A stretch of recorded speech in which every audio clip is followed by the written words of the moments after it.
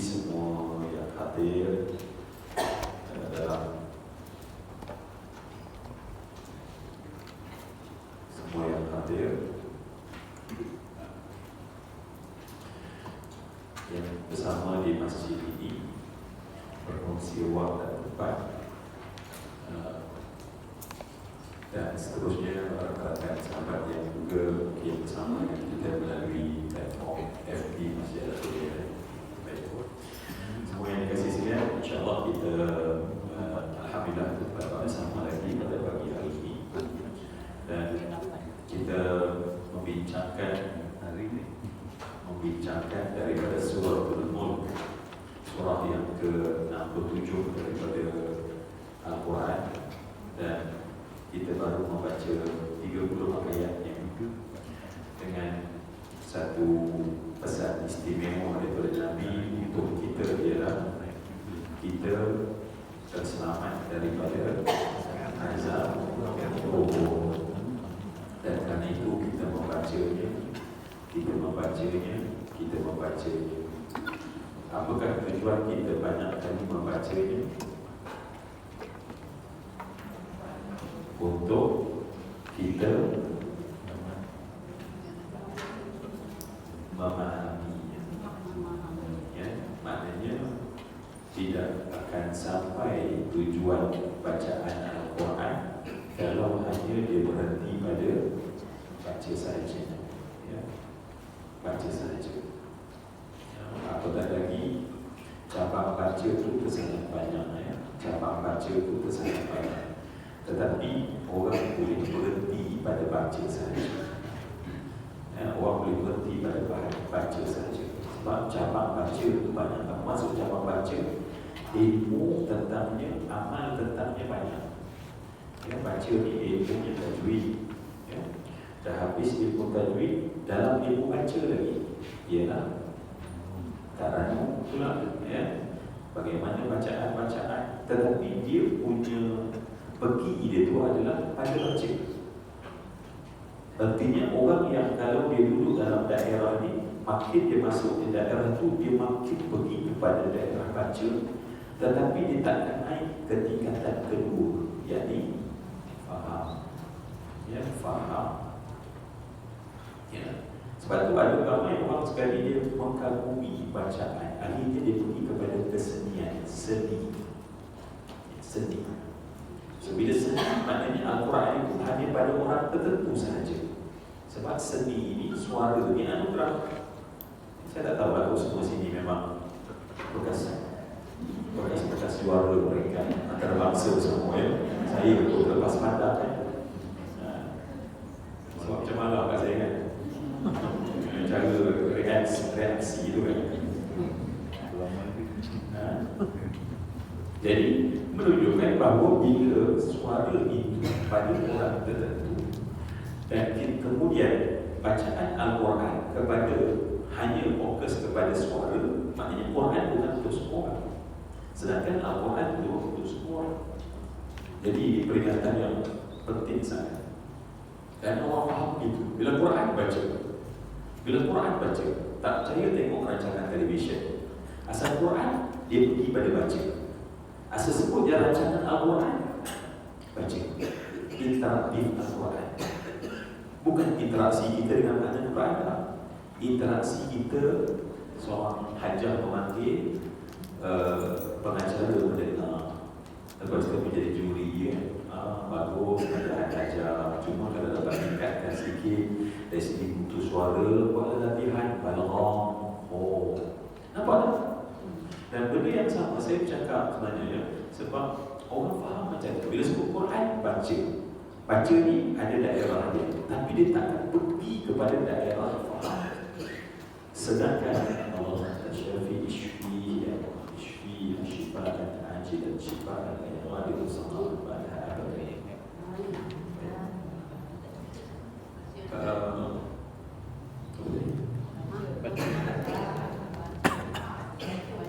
dah kita baca dah tadi.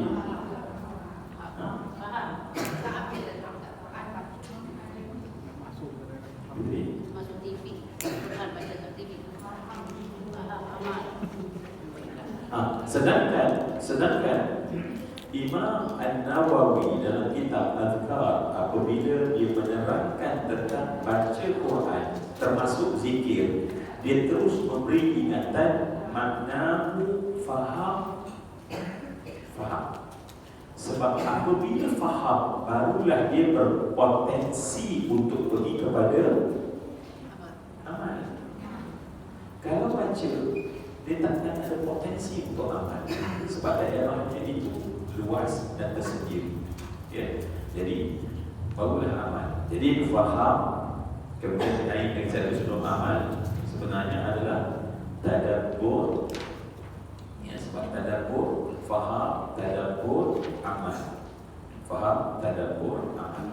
Jadi barulah Al-Quran itu dia escalate, baru dia naik kepada satu tingkatan ke satu tingkatan, satu tingkatan ke satu tingkatan. Barulah Al-Quran itu dianggap sebagai dustur, ya, sebagai dustur, sebagai peraturan kehidupan manusia. Tapi kalau dia hanya baca, dia takkan nampak. Sebab kita tak tahu apa yang kita baca, apa yang nak disampaikan oleh yang menyampaikan Al-Quran. Kita tak nampak pun perkara tersebut. Alhamdulillah kita dah baca. Sekali lagi, apa tujuan kita baca? Faham, ya Allah. Sekali je cakap. Itulah yang best ni kalau macam saya kan. Masya-Allah. Baik, jadi kita masuk insya-Allah. Kita dah baca ayat tabaraka. Apa kata kunci dalam surah ini? Soal berkat. Ya. Kata kunci dalam surat Al-Mulk adalah soal berkat. Ya.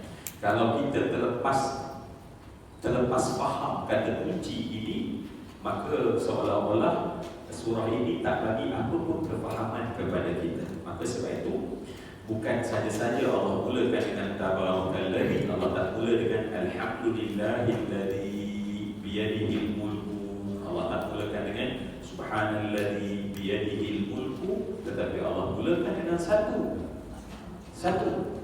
Dan apabila satu tersebut, tiba-tiba surah ini Nabi sebut dengan kaitannya sebagai penyelamat bagi kita di alam kubur, maknanya soal keberkatan itu adalah perkara yang akan menjadi penyelamat kita di alam kubur. Cuma dalam surah Waqiah kita dah berbincang bahawa kematian tidak boleh kita tentukan, tetapi yang menentukan kematian adalah bagaimana kita hidup. Ya, al-mar'u yamut ma asya alaih wa yub'atsu ma yamut alaih. Manusia mati sebiji ikut bagaimana cara dia hidup. Kalaulah kita tahu bahawa mati itu bermaksud apa sesudah mati, bagaimana nasib kita di alam kubur, dan kita nak selamat, dan surah Mulk disebut sebagai Manna'ah. Ya, salah satu daripada nama surah ini adalah Manna'ah. Apa Manna'ah? Artinya si penghalang daripada azab menyentuh kita di alam kubur. Ya, penghalang daripada azab menyentuh kita. Maka surah ini disebut sebagai Manna'ah. Para sahabat Ibn Mas'ud menyatakan bahawa kami para sahabat, di kalangan para sahabat menamakan surah ini Manna'ah. Ya, dia tak kata suratul Mulk, dia baca main, kita baca suratul Manna'ah. Sebab dia pergi kepada tujuan surah ini adalah penghalang. Dan Nabi sebut dalam hadis yang kita dah bincang, kalau ada azab itu daripada kaki, maka dia penghalang, jangan datang, sebab dia adalah membaca Al-Mulk. Kalau datang daripada kepala, maka dia akan menghalang. Dia berkata jangan azab dia, sebab dia membaca suratul Mulk. Kalau datang daripada dada atau perutnya, datang azab, jangan, kerana dia adalah membaca suratul Mulk. Kanan, kiri, atas, bawah, maka semuanya dihalang oleh suratul Mulk. Maka dinamakan suratul Manna'ah. Manna'ah ni maknanya si penghalang. Jangan.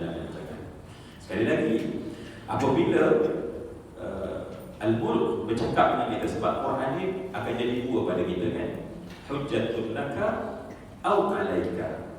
Al-Quran ni kata Nabi jadi dua kat kita. Quran yang ada di hadapan kita ini akan jadi dua pada kita, hujjatun laka au alaika. Dia menjadi hujjah bagi kamu, maksudnya menjadi pembela kita, Jadi al-mulk menjadi pembela, hujjatun lana di alam barzakh. Au alaika. Ini bahaya. Au alaika. Bezanya laka, satu alai. Satu la, satu ala. Alaika. Tadi peguam beda. Maka kalau alaika, dia menjadi pendakwa. Dia jadi pendakwa. Jadi Quran kalau dakwa kita dahsyat lah. Ya, Al-Quran bila dakwa kita menjadi sangat dahsyat. Jadi sebab itu, Masya Allah ya. Jadi kita faham bahawa kalau nak selamat di sana, dalam kepala kita, dalam mindset kita, aku perlukan berkat, aku perlukan berkat, aku perlukan berkat. Ini ada, kan? Itu kata kunci tu. Saya harap jangan kita lupa. Dalam hidup kita bermakna apabila ianya berkat. Ya, bila ianya berkat. Dan berkat ada banyak, ada menjaga. Ni just menjaga. Ada berkat ada pada orang jaga adab. Lebih kita menjaga adab, keberkatan hidup kita dapat, kita selamat di alam kubur. Baik. Dan bulan-bulan Rajab kita mendoakan berkat. Allahumma barik lana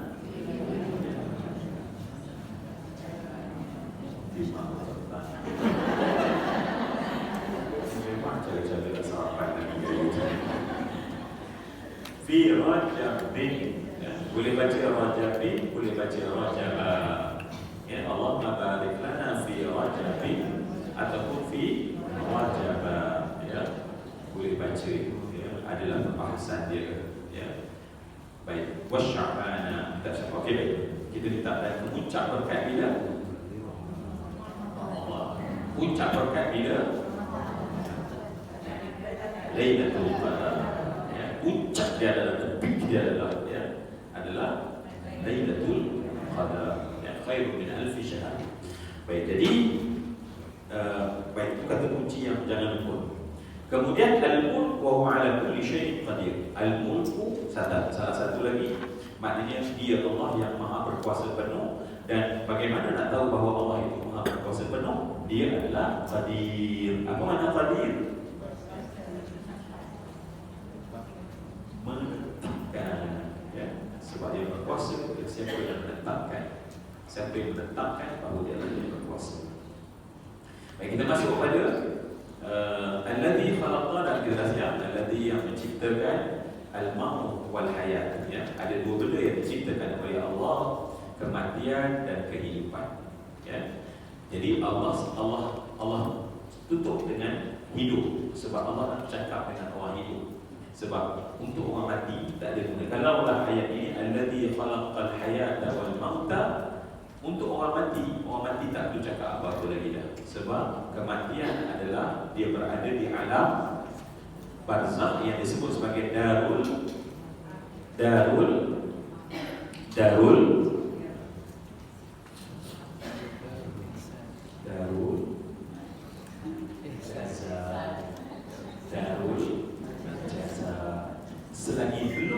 Selagi belum kita sampai kepada kematian, maka kita berada di darul. Apa lagi?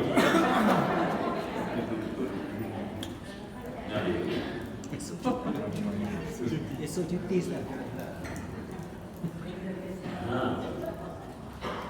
Kenapa? Pernah ini Jen kan? Yes. Jentai Pusam. Jentai Pusam. Itulah sebab bila bagi tahu jalan-jalan, saya ingat selamat lah. Sebab saya tak lalu jalan.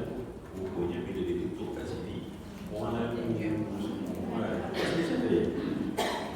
Sebab tu dia tak boleh menjawab dengan macam tak apa, kalau macam tu benda yang bersifat bermasa lah, insyaAllah ya. Daripada kita balik sampailah kita mati, dunia ini disebut sebagai darul amal. Darul amal. Tetapi apabila nyamuk kita dah sampai ke gargarah, sampailah hatta bila-bila pun, maka disebut darul jaza.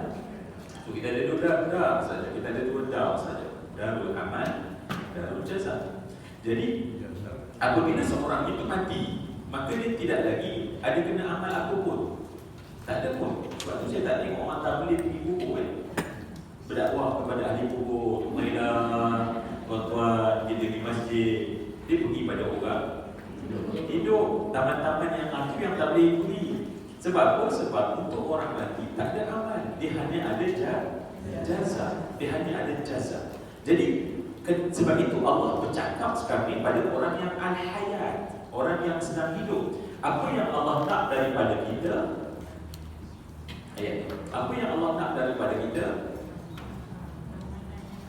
Amalan terbaik. Amalan Ahsan. level tinggi lah. Saya cakap bahasa Melayu, dia cakap bahasa Arab kan. Dia nak naik terus level dia. Habis level sampai naik lagi. Baik. Ya. Amal terbaik ataupun ahsanu amalan. So hidup bila sebut amal, darul amal, tetapi bukan untuk amal, tetapi untuk ahsanu amalan. So ni boleh relate balik dengan surah Al-Waqi'ah yang kita bincang ya. Dalam surah Al-Waqi'ah, rupanya manusia ahli syurga terbagi pada berapa?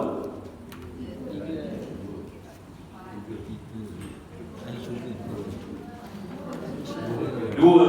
Apa dia? Golongan golongan abrar, golongan muqarrabin. Ya, golongan abrar, golongan muqarrabin. Kita nak masuk golongan mana? Tentulah kita nak masuk golongan muqarrabin. Sebab muqarrabin adalah benchmark. Ya, Allah jadikan golongan muqarrabin adalah benchmark. Sebab bagi golongan muqarrabin, syurganya namanya apa? Jannatul Firdausi nuzula. Syurga yang ditawarkan kepada golongan muqarrabin adalah syurga Firdaus. Sebab Nabi cakap, mintalah syurga Firdaus. Sebab golongan syurga Firdaus itu yang masuk dalamnya adalah golongan muqarrabin, yang sifatnya adalah ahsan ya, yang sifatnya adalah as-sabiqun as-sabiqun. Apa sifat mereka?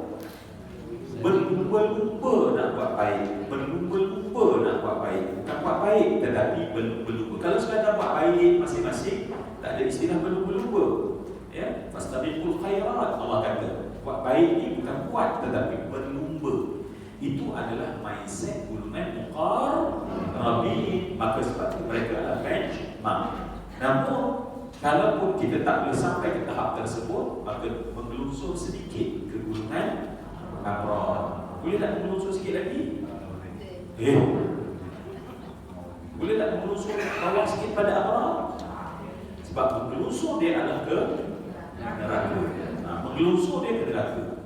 So dia punya level dia yang paling bawah adalah tak boleh bawah pada itu. Dan daripada identik golongan abrar disebut yang paling bawah golongan apa? Salihin. Golongan salihin. Hak atas golongan muqarrabin disebut golongan muhsinin. Muhsinin sebab bila sebut ihsan itu perlakuan, tapi si identik orang tersebut ia disebut sebagai muhsinin. Dan sebab itulah ilmu tentang menyembah Allah akan ada daripada dua kelompok. Golongan abrar, dia punya cara dia menyembah Allah adalah anta'budallaha ka'annaka tarahu, yang atas. Golongan muqarrabin, dia punya cara dia dengan Allah Subhanahu wa taala, dia buat apa saja amal sebab dia adalah muhsinin, dia adalah as-sabiqun, maka dia muqarrabun, maka dia nak dapat firdaus. Cara dia beramal adalah bila dia beramal ka'annaka tarahu, dia rasa dia bermusyahadah dengan Allah, dia rasa dia berdiri di hadapan Allah, dia rasa tak ada satu saat dia berpisah dengan Allah. Golongan ini memang paling tinggi. Tapi kalau tak boleh golongan itu, Nabi option yang kedua, tak ada ketiga option kedua. Apa dia? Rasa diperhatikan. Fa in lam takun tarahu fa innahu yara. Dalam kita semayang, kita rasa Allah tengok kita. Ya. Dalam kita buat sedekah, kita rasa Allah tengok kita. Dalam kita sedang mengaji, kita rasa Allah sedang tengok kita. So, level paling bawah yang kena ada pada solihin adalah golongan yang merasai bahawa dia dilihat oleh Allah, dipantau oleh Allah, di CCTV oleh Allah Subhanahu wa taala. Ini adalah golongan salihin. Golongan salihin inilah majoriti ahli syurga. Ya, sebab itu dia tak dapat syurga paling tinggi. Tetapi Nabi suruh bila minta syurga mesti syurga paling tinggi. Jangan sefilah wahai Allah, ya, aku dapat syurga kau sebelah pun tak pula. Dia begini kau sebelah juga, kan? Aku tak boleh. Nabi suruh bila minta syurga Firdaus. Sebab apa? Membentuk mindset. Mindset apa dia? Supaya qarabin, muhsinin dan amal ihsan. Amal ihsan. Balik, siapakah orang yang boleh melakukan amal ihsan? Siapa? Kan kita nak linkkan. Maklumat dah ada, nak linkkan jadi satu phrase. Ya.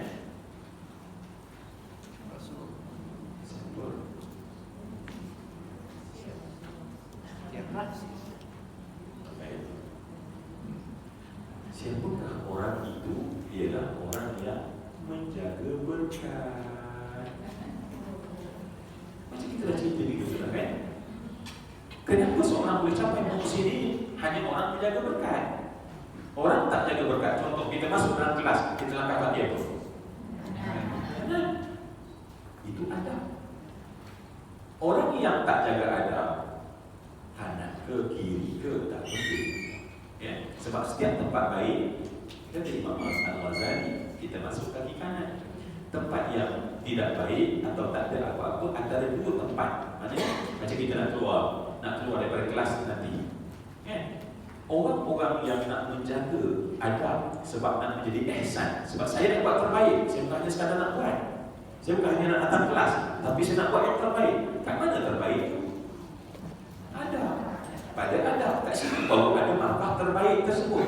Kalau tidak, kita hanya datang, maka kita hanya mendapat markah baik sahaja. Ya, markah kita baik sahaja. Sekecil, Masya Allah, langkah kaki kanan ke tempat baik. Sebab kita dah masuk masjid tadi, langkah kaki kanan. Sebab kita tengok kelas pula, kita masuk kaki kanan. Kita masuk dewan masjid, ini semua bagi orang yang menjaga soal berkat. Dan barulah nampak barulah dia jadi muhsinin. Barulah dia jadi muhsinin. Jadi ahsan amalah dia ada kaitan dengan berkat, ya. Sebab itu dalam kehidupan itu begitu. Orang yang kalau dia nak buat yang terbaik, rupanya sebab itu adab dia terlampau banyak. Adab dia terlampau banyak, ya. Sebab itu adab semuanya baik. Akhlak boleh jadi akhlak baik, boleh jadi akhlak keji. Tetapi tak ada adab keji. Akhlak, ingatkan akhlak dia menjadi akhlak itu umum. Akhlak yang kau kata baik.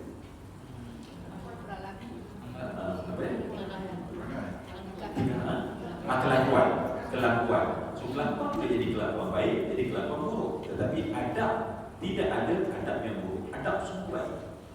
Kerana adab yang mana itulah yang menentukan orang itu jadi ahsan amalan, kan? Dulu kita dah cerita adab makan, adab bercakap, adab apa lagi? Semuanya adalah soal adab. Oh, tak peduli. Sayyidina Ali, ya, Sayyidina Ali bergegas ke masjid. Dalam perjalanan ada seorang Yahudi yang tua, ya, lorong tu sempit. Dan kemudian bukan lorong tu sempit, maknanya laluan tu laluan dia berkongsi laluan. Dan dia cepat untuk dapat rukuk dengan Nabi. Sebab kita tahu bahawa bersama dengan imam pada rakaat yang awal berbeza dengan kalau kita terlepas takbir. Maknanya terlepas takbir artinya terlepas imam dah bangun daripada rukuk. Maknanya kita tak dapat rakaat pertama. Sayyidina Ali kejar, ya. Tetapi tengah jalan jumpa orang wanita tua Yahudi dan yang tak apa dengar. Jadi dia minta izin untuk potong. Minta izin untuk foto. Tapi perempuan itu tak dengar, menyebabkan setapak berjalan, setapak senang berjalan. Sedangkan Nabi dah rukuk di masjid. Berjalan setapak tak foto. Boleh tak foto? Langgar pun boleh, Yahudi pun. Bukan potong sengkok sikit, dia jatuh, pakcik jatuh kan. Sampailah dikatakan bahawa Allah Jibril menekan belakang Nabi untuk tak bangun. Dan sampailah waktu nak pergi ke Ampal, barulah Mona ke Kribu. Jadi baru Sayyidina Ali bergegas dan takbir sampai bersama dengan Imam. Sahabat tanya, Allah sebenarnya Allah kali ini, kan? Dan kemudian diceritakan apa yang saya ceritakan tadi. Nak ceritanya boleh? Boleh tak langkah saja? Boleh tak kita nampak jalan saja? Betul ikut, Yahudi ikut. Tetapi nampak ahsan amala ada kat mana? Ada kat Adam. Sebab dia ikut, tak kira dia agama apa, datang merasa hormat, diterisi. Hari ini ada tak? Tak ada.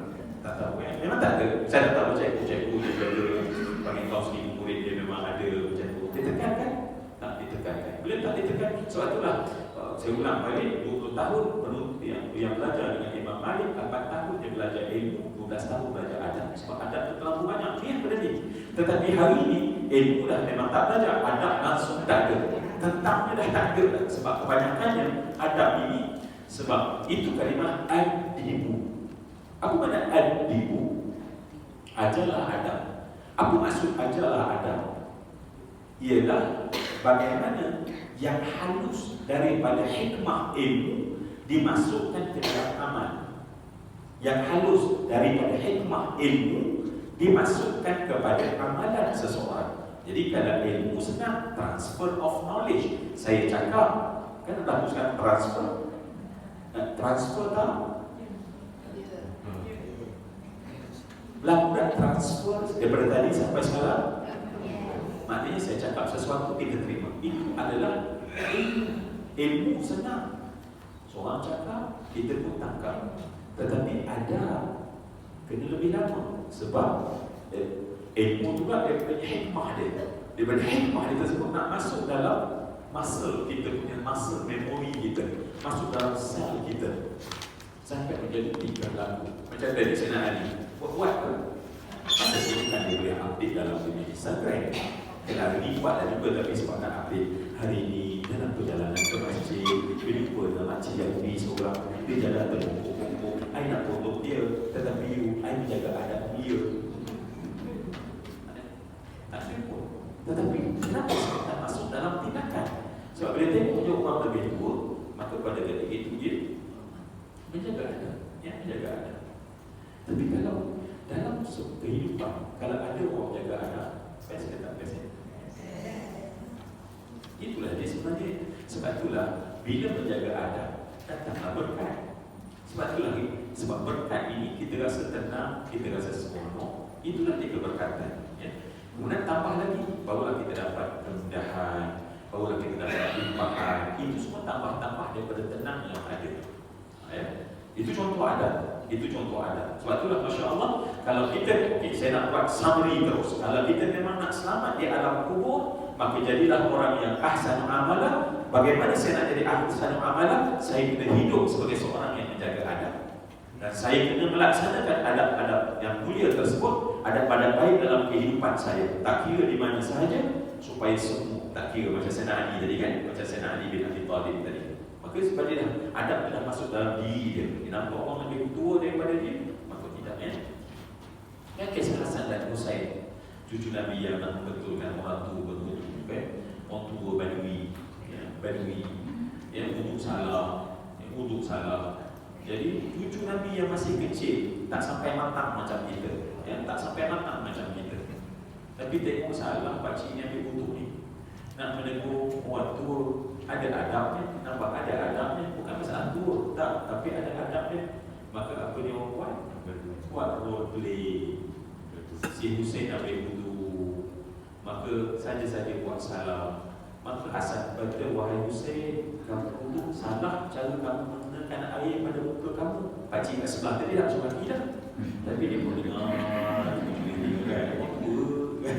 Jadi Jadi macam mana cara yang betul dia ajar oleh Nabi? Dia pun ajar cara macam ni, dia kata daripada paras ini mesti kena paras ini. Jadi pakcik itu pun lama pula pakai kaki dia. Jadi sebab nak dengar sampailah dalam tangan pula bagaimana daripada sini pastikan semua ada sampailah ke siku, dan lebih baik dipanjangkan ke atas sedikit. Tahulah di bawah sebenarnya untuk seseorang itu akan menjadi cahaya padanya pada hari kiamat, ya. Dan kepala, bagaimana kepala baik. Jadi orang tua tersebut terasa tak? Tak terasa lah. Kita pun saja nak bagi terasa kan. Orang kata tak sentap, tak sampai kan. Kena sentap dulu kan. Apa ni, budak berpihak kan. Budak tadika cakap kat kita, Masya Allah. Walaupun betul, kita menolak. Baik, semua itu apabila dalam satu masyarakat kan, ditangkap oleh anak kecil dia tak masuk kelas, dia melihat. Apabila anak kecil meluahkan sesuatu, dia bukan proses of learning, tetapi proses of practical. Praktik yang berlaku sampai anak tersebut faham. Jadi cucu Nabi tadi, sebab dia dalam persekitaran dia duduk bersama dengan persekitaran, dia faham tentang adab. Ya. Jadi Nabi ni Allah tentang adab ini. Jadi boleh dapat adabnya tu. Macam mana kita nak selamat di alam kubur? Baik. Bagaimana saya nak melayani diri sebagai orang yang ahsanul amalah? Menjaga adab dalam kehidupan. Ya, sebab itulah hari ini amat malam, sebab pendidikan daripada barat, dia orang memang tak adalah selamat pagi cikgu. Ada ke kalau sekolah di barat tu yang selamat pagi cikgu apa semua? Habis kelas pula masuk kelas macam tu saja. Dan cikgu dia bagi nama dia kan. Orang barat kalau panggil seorang atas nama kebebasan, ya memang nama je. Ya. Contohnya. Sebab apa? Sebab ada untuk dibuang satu demi satu. Sebab apa? Nak membuang sifat hasan dalam diri seseorang. Dan akhirnya sampai kepada bumi kita. Ya, sebab tu kalau di Timur ni sebenarnya penjagaan adab Timur bukan sekadar Islam. Kita pun pada blok barat dan Timur. Kita pergi pada Timur. Ya. Maka budaya Timur ialah budaya yang sangat menjaga adab dalam transfer of knowledge. Sebab tu kalau kita tengok cerita Kung Fu, pertama seorang itu dia akan ajar adab dulu. Imam Al-Ghazali kan, kita tahu saya balik pada kita. Imam Al-Ghazali ketika dia menjadi seorang alim yang sangat besar, tetapi dia merasa kosong dalam hati. Maka pada ketika itu dia berpindah ke Damsyik untuk belajar tentang rohani. Dan dia kata aku nak belajar dengan pakaian dia sebagai seorang yang alim dengan serban. Semua orang dulu dia dah teridentify dengan serban, dengan jubah. Kalau dia alim, jubahnya nampak jubahnya dan juga serbannya. Maka guru yang tak mengajar dia kata, boleh, tapi kau menaruh apa? Pergi ke pasar, bersihkan tempat sebelah muka lembu kambing, kau bersih kat sana. Itu pelajaran kau. Kalau kita viral lah kan. Tetapi nampak apa yang sedang diajar pada masa itu, benda yang lebih penting daripada ilmu itu sendiri. Sebab ilmu akan jatuh kat mana? Ilmu kena ada tempat jatuh dia. Macam air ni, kalau saya tuang, dia ada titik paling bawah. Air mencari titik paling bawah. Bila saya tuang, macam ilmu juga, dia akan cari titik paling bawah. Titik paling bawah pada seseorang kat mana? Firaun pun ada hati ke? Kita jawab tu Jamil dan Malik. Jamil Malik. Kat mana please?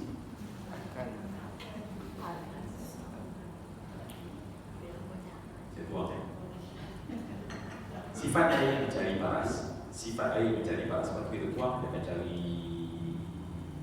ilmu juga mencari paras. Dia kata, ke mana dia akan stop? Tempat paling rendah.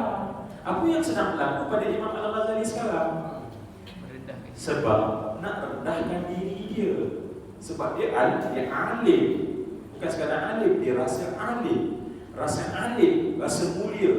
Dengan sebab ilmu itu kehinaan. Dan kena buat latihan. Tapi Imam Al-Ghazali sebab dia dah sampai satu tahap, bahawa aku memang nak. Sebab itulah golongan ini disebut golongan orang yang mahu, orang golongan murid. Dan orang murid ni memang bila dia betul-betul nak, ya, kita ni separuh-separuh masa, ya. Bila kita rasa sikit, kita pun tolak. Tetapi bagi golongan yang hendak sampai tahap untuk itu, untuk didik, maka dia pergi. Dia buka jubah dia, buka sembah, tak pergi cuci, pusing, habis hari ini. Maka petang dia jumpa balik, wahai Syekh, aku dah buat. Dah, esok pergi lagi. Kalau kita boleh tanya, dia tak sehari kan? Sehari, jam sehari. Tapi kalau dia usah sendiri, jam tak tahan. Jadi nak ceritanya esok, lusa, sampailah beberapa hari yang macam tak ada harapan. Tetapi Imam Al-Ghazali buat. Sebab, okey, kenapa? Baik, kenapa orang mampu melakukan adab? Saya tinggal satu buat tadi dalam saya punya, saya dah sebut minggu sudah. Apa menyebabkan kita mampu melakukan satu adab? Apa yang menyebabkan kita mampu buat adab? Kan kecil-kecil tu. Macam Imam Sayyidina Ali tadi, nak ikut belakang orang setapak, dua tapak, ya. Kita pun turun naik tangga pun kan, naik belakang dia kan. Ya. Baik, apa dia?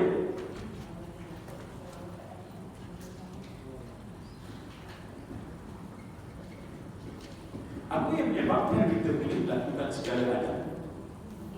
Ya. Apa? Baik. Ialah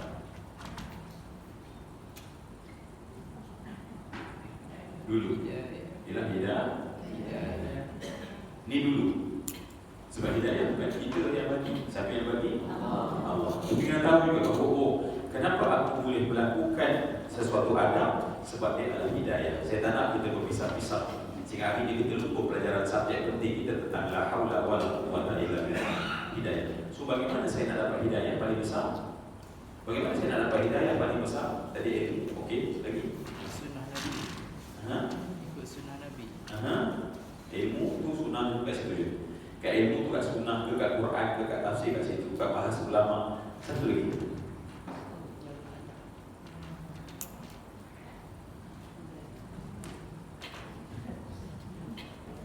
semua benda, ya, hanya melalui dia sahaja baru satu benda tu kita boleh buat. Apa dia?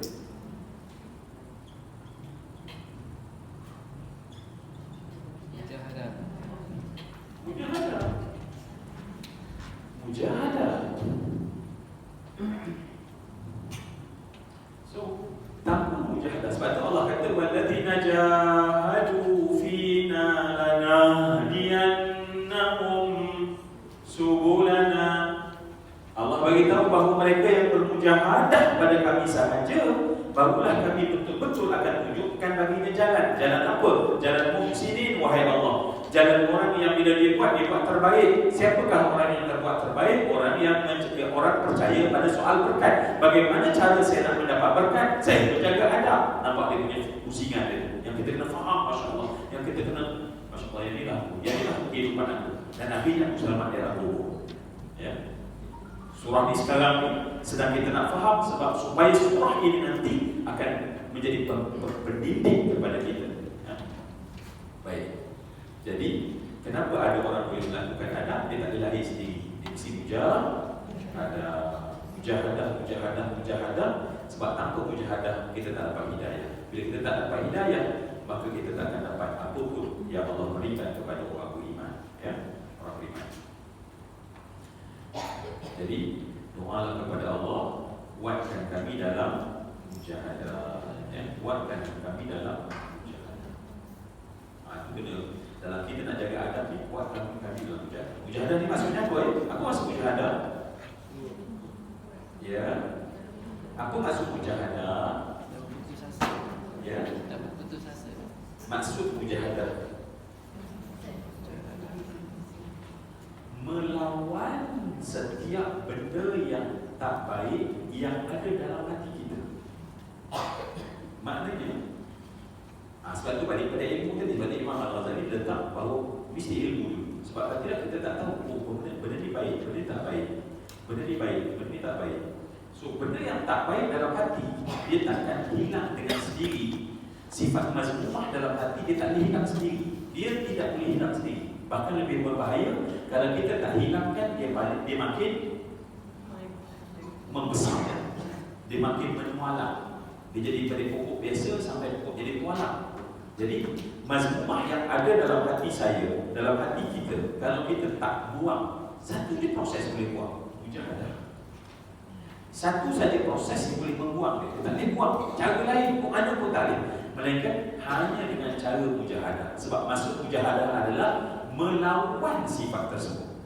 Apa sebarang perasaan, kita lawan sifat tersebut. Ya? Bila kita tidak lawan, kita membiarkan. Bila dia biar, maka dia mula menualang. Dan makin lama dia makin payah, makin lama makin payah, makin lama makin payah. Sebab itulah saya nak Umar, saya cerita kan. Saya cerita dengan Ali dah. Saya nak Umar Ibn Khattab, ya, Ibn Abbas waktu subuh tengok pada malam tadi ada seorang yang dia tengok satu susuk yang berulang alik daripada satu telaga kepada rumah, satu telaga ke rumah tengah malam. Malam dulu kan ada lantern kan, jadi gelap memang gelap. Berjalan dengan lencut tubuh badan dia, nampak dalam sama-sama malam baju dia lencut dengan tubuh badan dia, memikul ulang alik, ulang alik. Hari esok Ibn Abbas jumpa dengan Sayyidina Umar secara empat mata. Wahai Amirul Mukminin, maaf nak tanya, kenapa ke yang semalam Sayyidina Umar ada orang nampak dia punya, ya. Maka Sayyidina Umar kata ya. Jadi kenapa? Sebab Ali kan, Amirul Mukminin ada dia punya pembantu dia boleh je angkat Ali. Tetapi kenapa Sayyidina Umar kata apa? Jalan. Sebab masa tu, ya, lepas tahun keempat pemerintahan dia, Parsi jatuh. Sekarang dia duduk di Madinah, tetapi dia merupakan lebih besar daripada Maharaja Parsi. Semua Maharaja yang begitu hebat sekarang untuk duduk bawah dia. Seluruh kerajaan Parsi duduk di bawah dia. Sedang berjalan, tiba-tiba terasa kau hebat, kau hebat. Maka Umar kata dia terus didik hati kita. Ada proses mujahadah. Dia terus lawan, bukan lawan aku nak buang, maka dia buat praktik. Aku praktik, dia pikul sampai dia penat sambil bercakap, wahai Umar, kau pikul air yang basah ini, kau pikul, sebab kalau kau tak buang mazmumah itu, kau akan memikul yang lebih dahsyat, dan dia akan dibakar dalam neraka yang takkan sejuk dan takkan dingin. Ulang alik. Nak proses hati je, nak didik hati saja. Maknanya kalau Umar tak didik, bila perasaan itu datang, apa jadi dia tanya? Apa beza Umar dengan Kisra, Kaisar? Sebab kekuasaannya banyak. Tetapi kenapa? Sebab dia nak hidayah. Sebab aku nak hidayah. Sebab hidayah memberitahu bahawa nilai Kisra dan Kaisar itu kecil berbanding dengan wa idza ra'aita thamma ra'aita na'iman wa mulkan kabira. Andai kamu menjenguk ke dalam syurga, kita menjenguk dalam syurga dan lihat ahli syurga, mereka mempunyai empire yang sangat besar setiap orang. Kita nanti akan ada empire. Jadi Umar nampak dengan hidayah. Apa nilai aku nak membesar diri sampai aku masuk dalam neraka? Sebab mazmumah tak boleh buang, tak sesiapa boleh buang. Orang tak boleh tolong buang, melainkan kita sendiri yang membuang. Bagaimana cara buang? Mujahadah. Ya. Kemudian dia naik lagi riyadhah. Pelatihan. Oh tadi pelatihan. Macam Umar buat pelatihan. Dalam lawan buat pelatihan. Dalam lawan buat pelatihan. Jadi sebab itu kita jaga betul-betul. Ya. Inilah benda yang kita kadang-kadang terlepas pandang nak syurga, tetapi kita tak ada di atas jalan hidayah. Jalan hidayah hanya dapat melalui kita mujahadah. Walladzina jahadu fina. Ayat itu ayat makiyah. Walladzina jahadu fina. Ayat itu makiyah. Dan mereka yang berperang pada kami. Bila mula perintah perang? Tahun kedua, bulan Sya'ban, Allah perintah berperang. Tetapi kita dapati bahawa ayat ini telah turun lebih awal di Mekah. Maka ulama kata, dan mereka yang berperang pada kami itu bukan berperang angkat senjata, tetapi berperang dengan mazmumah yang ada dalam diri sendiri. Mazmumah itu ada, ya. Jadi kalau kita biar, dia jadi besar. Ya. Dia bukan buri, dia duduk balik kopiah. Ya. Bukan bila kita pakai kopiah, dia duduk balik tunduk, dia duduk di sebalik watak kita yang kelihatan baik. Mazmumah itu kita kena buang. Dan mazmumah yang ada dalam kita, Allah jadikan amanah paling besar. So bila kita ditaklifkan dengan syariat, bermaksud membuang mazmumah itu adalah taklif, adalah perintah Allah. Dan hak masanya untuk buang selama mana nyamuk tak sampai ke ghatarah. Bila nyamuk sampai ke ghatarah, sifat itu masih ada, maka sifat tersebut akan mengazab kita di dalam kubur. Jadi teman paling busuk. Sekarang kita tak tahu dia busuk. Kita tak tahu sombong itu busuk. Kita tak tahu sombong itu busuk. Kita tak tahu hasad itu busuk.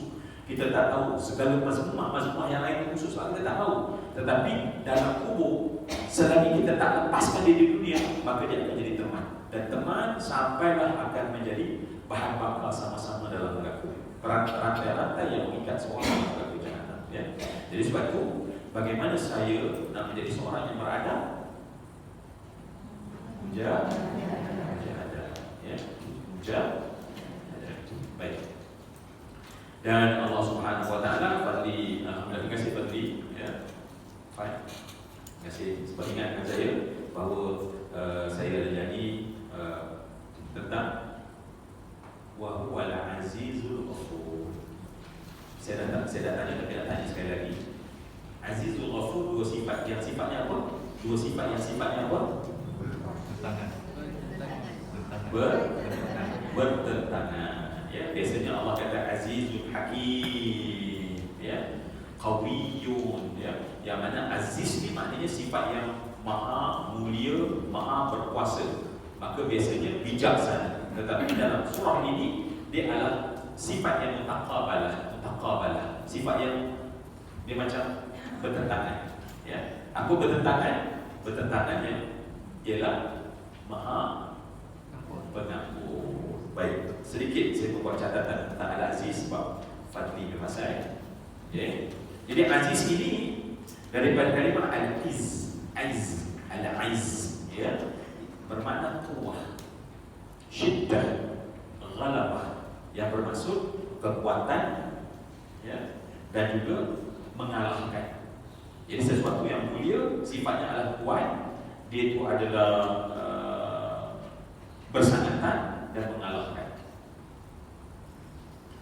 Al-Izzah, ya, kalimah Izzah, mulia.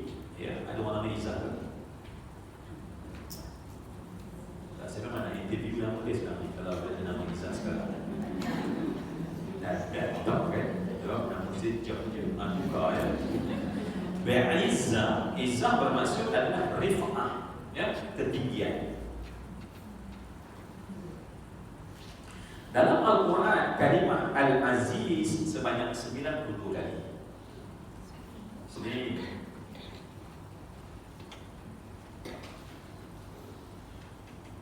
Jadi kalimah Aziz, ya, kalau tadi Al-Izzah, maka kalimah Aziz adalah yang bermaksud membalas yang menguasai sesuatu secara mutlak. Ya, kalimah Aziz bermaksud penguasaan secara mutlak.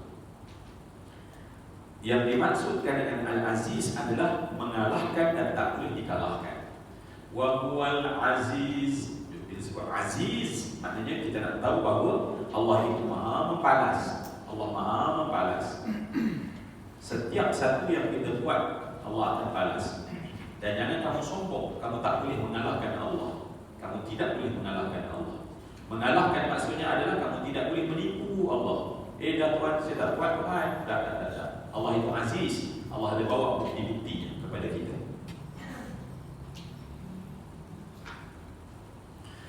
Maka dengan sebab itu, Masya Allah, ya, apabila kita membaca, ya, kalau saya lihat dalam catatan para ulama menyatakan bahawa maka dia akan, bila kita baca Al-Aziz, Al-Aziz, Al-Aziz, Al-Aziz, Al-Aziz, Al-Aziz, maka dia akan pergi kepada atharul iman. Dia akan beri kesan pada iman seseorang. Jadi bila kita faham surah ini, wa huwal aziz, wa huwal aziz, Dan kita faham aziz itu bermaksud Allah yang maha berkuasa, Allah yang maha mulia, Allah yang maha membalas. Sebab sebelum ayat ini Allah menyatakan tentang amalan manusia yang dibuat cara terbaik tadi. Maka kalau dia tak memilih membuat cara amalan terbaik, dia buat amalan tak baik, Allah itu aziz. Allah itu aziz. Ya. Pada semua amalan seorang manusia, ya, amalan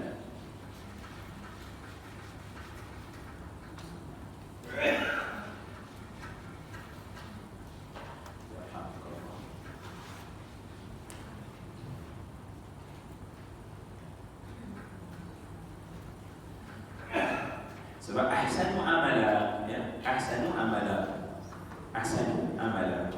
So amalan, amal, ya, yang Allah suruh kita pergi kepada ahsan. Maka amalan ini tentulah ada amalan yang kalau dia tak ikut apa yang Allah suruh, maka ada amalan-amalan yang kecil dia buat, ya, amalan kecil. So amalan tersebut, maka Allah Subhanahu wa taala kepada amalan-amalan yang kecil, maksiat, maka Allah itu aziz. Ya, Allah akan balas. Dan tak ada satu boleh menolak apabila Allah membalas seseorang. Tidak ada satu kuasa yang boleh menghalang bila Allah membalas kepada dia.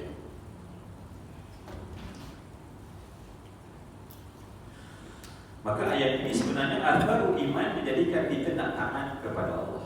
Kita rasa nak taat kepada Allah, nak tunduk kepada Allah, zahiran wa batinan. Ya, banyak orang tunduk zahir tapi tak tunduk batin. Banyak orang yang berfikir untuk tunduk pada Allah tetapi tak bersedia untuk tunduk batin. Orang yang tunduk batin ialah orang yang bersih daripada mazmumah. Akhirnya pusing balik. Ya, kita hanya akan tunduk secara batin macam Imam Ghazali tadi. Ya, setelah dia tundukkan diri dia, barulah ilmu dan makrifah masuk pada dia. Selagi dia penuh kesombongan, ya, macam burung kasturi itu, telur burung kasturi kita tuang, ni orang Arab lah, nanti kita ada bahasa kita kan, tuang, air jadi apa? Hanya lalu. Orang tua kata menuang air, ya, dalam peladi tak ada dia jadi dia ada telur kasturi saja. Ya, sebab air cukup banyak kita tengok, ya, tak ada sebab dia tak meresap kan, tetapi tak meresap kat dalam keladi. Kenapa? Sebab dalam konteks hidup kita, mazmumah tu dia akan jadi lilit tu, yang licin tu, yang tak boleh masuk air. Dia jadi penghalang. Tak akan masuk. Kering sekering-keringnya, duduklah dalam majlis ilmu, duduklah dengan Quran, kering sekering-keringnya, tak masuk langsung Quran dalam diri dia. Baca, sebab baca kuat, tetapi tak lekat. Ya, tak lekat. Ya. Jadi ini yang menakutkan kita. Sebab itulah pada semua benda, isi zahiran wa batinan. Zahiran wa batinan. Okey, kemudian apa yang atharu iman apabila seorang itu membaca Al-Aziz, maka pada ketika itu dia mengetahui bahawa tidak ada tempat untuk kita berlindung melainkan kepada Allah yang tak dikalahkan. Maka orang itu tak takut pada sesiapa pun. La yakhafuna lawmata laim. Yang mereka tak takut orang nak cerca-cercalah. Sebab bukan cerca orang memberi kesan kepada kita. Ya. Bukan cerca orang yang memberi kesan kepada kita. Hari ini kan macam bila kita nak buat benda baik, ada tambahan yang memang dan ya. Jadi orang-orang yang baik, orang-orang yang dia tahu bahawa Allah itu Al-Aziz, dia tak takut pun.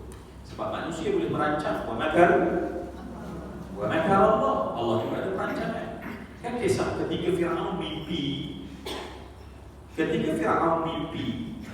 yang dia akan dijatuhkan oleh seorang budak, seorang yang akan datang.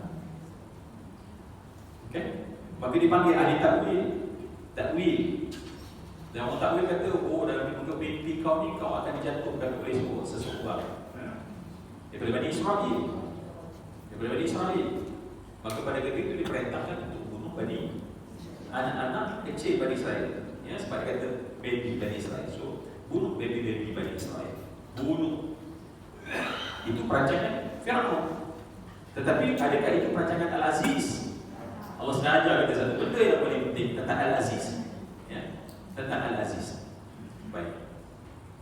Anak yang akan menjatuhkan dia sekarang duduk kat mana?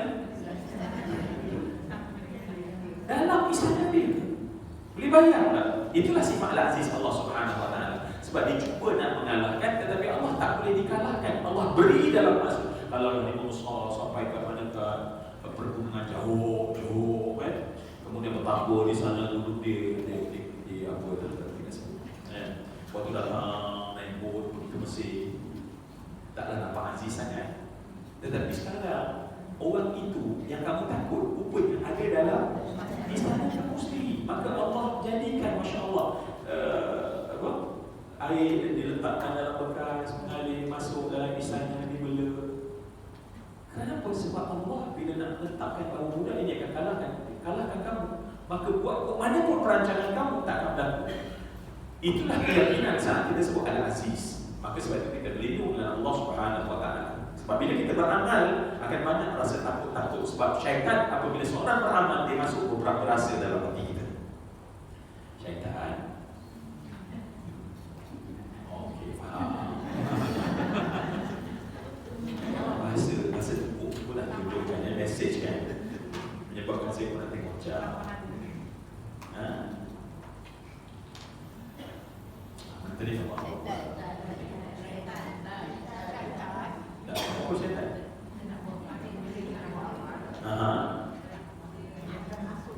Dia akan masuk. Okey, terima kasih. Jadi syaitan, bila kita nak buat amal, sebab sekarang nak buat amal ni, nak buat asal amal lah. Tetapi kita kena tahu bahawa syaitan itu menghalang kita masukkan beberapa rasa. Jadi rasa ini dengan sifat Al-Aziz tersebut kita nak pecahkan dia. Yang pertama, syaitan datangkan rasa malu. Jadi syaitan akan hembuskan rasa malu dalam hati kita. Sebuah malu. Rasa macam rasa malu. Nak buat baik malu. Dan akan kenangkan jangan sangatlah kan, belum pergi haji. Nanti kan orang salah macam mana ya. Jadi saya tak nak orang salah pula, saya tak pergi haji, bagi hajah nanti kan. Nampak tapi tak buat. So datang perasaan malu biasa. Saya nak tanya secara jujur, ada tak tanda-tanda kita nak buat tapi datang perasaan tu kan? Kan? Nanti kan orang kata apa, malulah nak buat, malulah nak kalau dilihat dan segala macam. Sebenarnya perasaan bukan datang daripada mahmudah kita, itu datang daripada bisikan syaitan. Kalau kita tak mujahadah dia, sebab mujahadah juga adalah jalan untuk dapat hidayah, maka kalau kita tak mujahadah ni, kita pun tinggalkan amalan. Tak ada amalan. Ya. Satu lagi, okey, dah settle malu dah settle. Yang kedua ialah dia lebih ekstrim sikit, dia masukkan rasa takut. Kau buat macam ni, kalau kau buat macam ni, kau jadi macam ni. Nanti orang tak suka kau kan? Nanti suami kau tak suka macam mana? Nanti isteri kau tak suka macam mana? Nanti anak-anak kau baik. Perasaan masa depan yang ditakutkan dalam diri.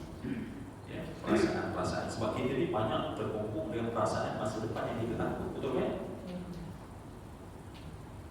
Perasaan masa depan yang kita takut. Betul kan? Ada beberapa saya tengok, tapi nak cerita last. Boleh tak? Saya risau kalau pegang iPad. Saya traumatized. Tapi yang jangan berawal ada pegang. Memang cara orang masing-masing. Ada orang letak kat tepi, ada orang letak kat bawah. Masing-masing punya karakter kan. Dan tak ada punya pinjam. Dia memang cara macam tu. Dan ini kat mana? Kat ini mesti kat bawah lah. Sebab dia ada cuba ada segala macam lah kan.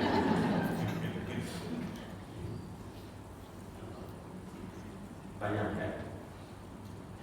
Cuba imagine. Cuba bayangkan. Kita berada di padang pasir. Yang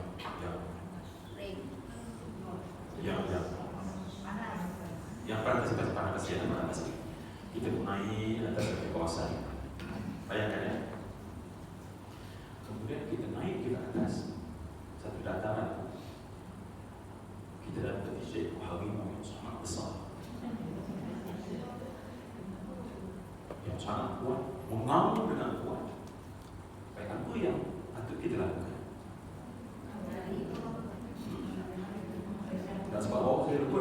tasik. Ya. Kat sebelah ni ada kawasan batu-batu. Apa yang patut kita buat? Apa yang patut kita buat?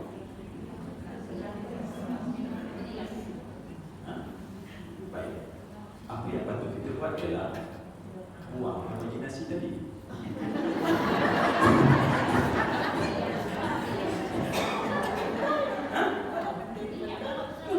Baru kita cakap bayangkan. Dan itulah yang berlaku pada kita sebenarnya tentang ketakutan kita. Kalau begitu dalam tempat buaya macam mana ya? Kalau begitu kat patah hiu macam mana ya? Kita nak melawan tu. Habis hari ini kita berbayang-bayang. So apa kita dia kena buat? Buang imajinasi itu.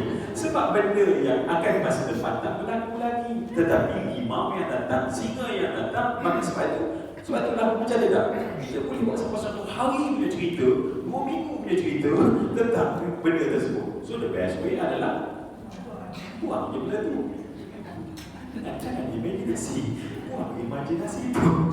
Cakapnya mudah, tetapi itulah sebenarnya tipuan dalam secara kognitif kepada manusia. Bila kita tahu benda yang masa depan. Sebab itulah Al-Aziz, syaitan sebenarnya masuk ke semua rasa-rasa.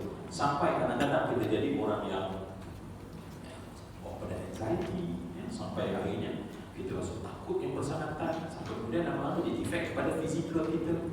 Semua ini adalah sebenarnya syaitan yang memang nak jahanamkan kita. Sebab kalau kita okey, tenang, apa jadi? Semayang pun khusyuk, kan? Mengaji pun sedang, kan? Buat tangan pun best. Tetapi dimasukkan benda yang akan datang je. Satu benda yang kita buat dalam pemikiran kita, dan akhirnya dia akan menyusahkan kehidupan kita semua. Baik, okey. Jadi saya nak tutup tentang Al-Aziz ini, maknanya kemuliaan. Maka Allah sebut dalam Quran, kemuliaan itu milik Allah. Dan Allah beritahu bagaimana kita nak mendapat kemuliaan dengan cara yang diajar oleh Allah. Jangan ada cara yang diajar oleh syaitan. Ya? Maka kemuliaan itu kata Nabi SAW dalam hadis riwayat Muslim, dalam satu rancangan hadis, mana fasad sadaqatun min mali, tidak akan hadis ini dulu saya baca, tidak akan berkurang setiap harta kamu daripada apa yang kamu sedekah. Itu janji Nabi. Ya? Kita bantu masjid kita bantu saya fahamkan wajib raya, kita nak buat account ya. Kita nak pahala banyak, benda tu ada, pahala mengalir kat kita. Kadang-kadang kita bukan tulisan baca Quran sangat, kita pun kadang-kadang rehat, tetapi nak bagi pahala mengalir, masjid tempat terbaik. Baik, mana qasad, Nabi beri jaminan kamu keluar RM10, RM100, RM1000, mana qasad, takkan kurang kata Nabi. Kita punya calculation dalam kiraan kita kurang, tapi Nabi kata mana qasad, tidak kurang. Wa ma zadallahu 'abdan, tidak Allah menambah seseorang hamba yang sifatnya memaaf, bi'afwi, maaf. Allah kata orang itu aku muliakan. Jadi kalau kita nak mendapat kemuliaan, adalah sifat memaafkan. Maafkan orang. Ya, maafkan orang. Syaitan takkan suka dalam ini. Ya, syaitan nak bawa cerita tadi lah supaya kekal ada dalam kita punya pemikiran. Ya, jadi afwan bermaksud kita maafkan, kita cut terus je. Maaf, potong. Jangan fikir. Ya, kalau nak fikir benda bebas. Benda yang bebas.